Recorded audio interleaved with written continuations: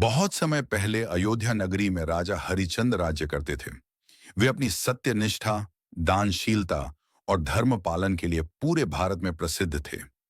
उनके राज्य में प्रजा सुखी और संपन्न थी, क्योंकि राजा हमेशा न्याय करते और सबको अपने परिवार जैसा मानते।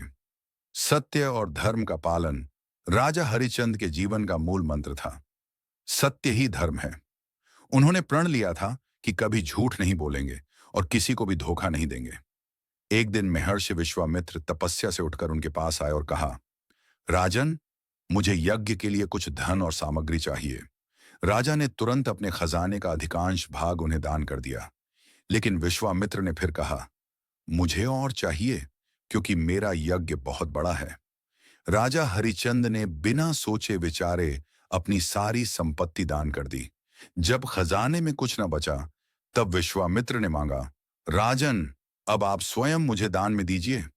धर्मपालक हरिचंद ने कहा, यदि यही आपकी इच्छा है, तो मैं स्वयं और अपना परिवार भी अर्पित करता हूं। इसके बाद राजा हरिचंद अपनी पत्नी तारामती और पुत्र रोहिताश्व के साथ दासत्व में चले गए।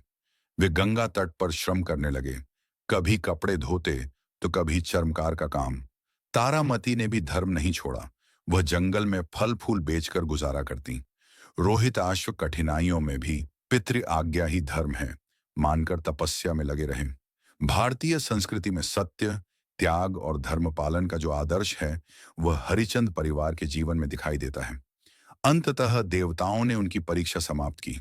स्वर्ग से पुष्प वृष्टि हुई और आकाशवाणी हुई, राजा हरिचंद, तुमने सत्य और धर्म की रक्षा की है। आज से तुम्हारा नाम युगों युगों तक अमर रहेगा। राजा पुनः अयोध्या लौटे और प्रजा ने उन्हें सत्यवादी हरिचंद के नाम से सम्मानित किया।